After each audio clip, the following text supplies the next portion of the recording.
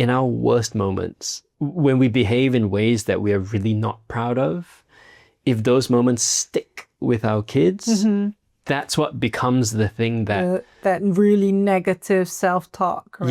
Yeah. And I think I'm trying to think of a scenario. Like it's just I know the pattern. It's like I'm tired and we're hungry and I'm grumpy and I'm stressed out about something unrelated, and she'll ask me something, or she'll demonstrate typical kid behavior like taking too long to do something, and my response will be just over the top. It'd be like unnecessary. Yeah, like a lecture on you're not being responsible, you know the right thing to do. Or like I've told you so many times, and like she's 6, right?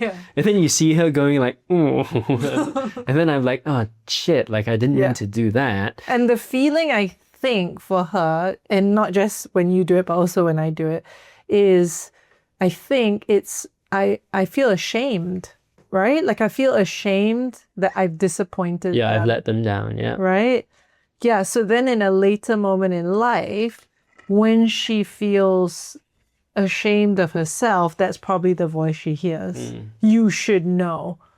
You've been told so many times, right? Yeah, and I think maybe not in our household and the household that I grew up in, but I think in typical Asian households it's also there are behaviors or there are patterns from your childhood that result in you thinking the only way to feel worthy is to produce great results, right? It's like when you just hammer the kids so hard about having to be top in class and do their best and outwork everybody else.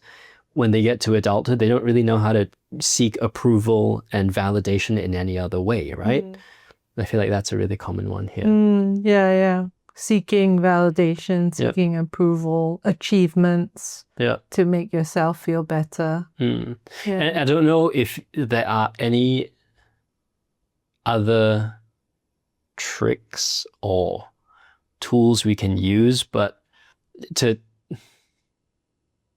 I guess, dilute the effects of it on our kids, or to at least give them moments where they can develop a deeper understanding, or give them an option to work on it at some point in life. The only thing that I have that I unfortunately do like too frequently is when I react in a way that I'm not proud of to the kids, or at least to Michaela, because she's 6, so she can understand, I will approach her after and I will apologize for it. And I'll say, look, this happened and then I reacted this way. I think that was not cool. And not just is it not cool, but I should have done this instead and I'm not proud of it, so I'm sorry. And by extension of this, because I could see when I did that from when she was maybe, I don't know, like 3 or 4, she started to understand that, oh, okay, like he acts in a way and he will acknowledge it's not that good, and then he'll offer a different way of doing it. When she got a bit older, like 5 or so, I started a pact with her where she can, after the fact, tell me when I've been too grumpy and when she thinks that the emotional reaction was too much. And it took maybe about a year for me to have to pry it out of her, but it will literally happen now where sometimes I don't even register that I'm speaking to her in kind of a shitty way. And then later that night when I put her to bed, or the next day, usually later that night when I put her to bed, she will ask me, or she will say, you were a bit too grumpy then. How come you were so grumpy then? Or what were you angry about then? And she would try and clarify. And then I would have to have this moment of explaining that actually that had nothing to do with you. I didn't even realize I was doing that. Sorry about that. And I figure if I can't be perfect, at least I can create moments to help her understand that I'm not perfect and I'm not like the right example of how to do it. I don't think that takes away all the effects, all the bad effects of like our bad patterns, but it's the only tool that I have really right now. Yeah. I think also encouraging her that even if we might say something a certain way, other people might say something a certain way, she still needs to be the judge of whether she agrees with that or not. right? Like if we say, At 6? yeah, she can. Yeah, I Like think she can. I've asked her before, think she like, did can. that feel like that was true? Did you agree with Mama that Mama said that you were being really naughty and you were saving up all the bad behavior for me, right? She said no, she didn't agree. She didn't feel it was true. And then I realized, okay, like Actually, we did it the other day with a different situation, right? You asked her, was I rude to that guy? Do you remember? Yeah, so she can have commentary about stuff that happens out there in the world too. So we're training her and teaching her, right? By asking her, and it can be to do with us or to do with a teacher or a friend, right? But then we help her to logic out or rationalize why it does make sense. The evidence proves it, or it doesn't make sense, and I don't agree. Right? Yep. I think that's a really helpful tool for her. Yeah, I agree. Yeah, I think just in general, teaching them the skill of talking about it and understanding the value of emotions that they feel, emotions that the other person feels, and the reasons why those things happen and the reasons why that people react to it is definitely a good thing. Yeah. Because we don't get taught that. We don't get taught the language of it until much, much later if you happen to study the right shit, right? So sometimes you have a part to play in how that went. And sometimes it's so little to do with you and so much to do with them, right? It's What do the you mean? other person. Like what's an example of that? So say, for example, someone's like, I say to her, ugh, like, you know, I'm so tired of your behavior. I can't take this anymore. You're always, you know, rubbing Mama up the wrong way and being difficult to handle, right? In that moment, if she realizes that actually she was just saying, Mama, can I have a drink of milk?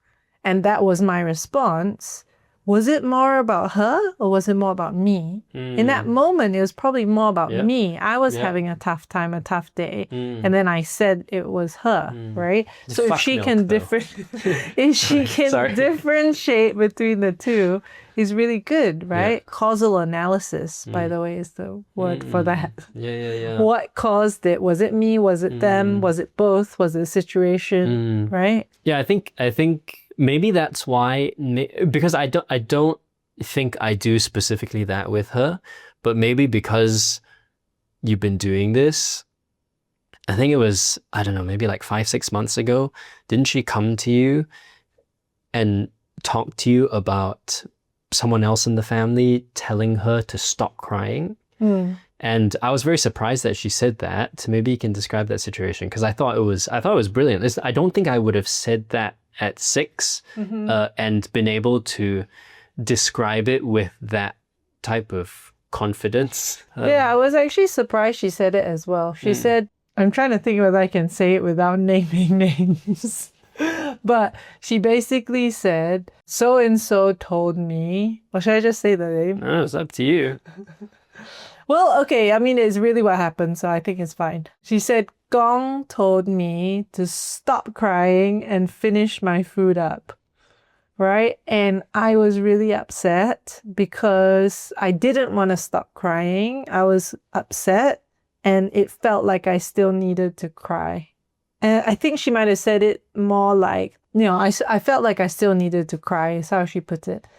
And she said, could you please tell Gong that I don't like it when he tells me to stop crying? Because if you don't tell him, he's going to do it to Xander as well. And I don't want Xander to have Gong tell him that, because when you need to cry, you need to cry. Right? So I thought that was really good, because she knew that it wasn't quite right by our standards or what we had taught her. She somehow knew that it wasn't quite right for her to be asked not to cry. Yeah, and I feel like so many of us, I was just talking to someone else yesterday about this, that at some point we all learn that we need to hold it in and we need to just get over it and power through. And I hope she doesn't lose that. I feel like if you need to cry, you should just cry. I think there's a bit of a gray area there, because I think we all also understand that if you're one of those that does it sort of like performatively and to seek attention and to, you take it too far to make a big scene out of it, obviously that's not what we want. But there's a huge gray area there, and the solution is not to not cry, because that will cause issues. Like the emotion, the pent up emotion will come up as something else down the road. It, like poor health, anxiety issues, anger issues, whatever it is, right?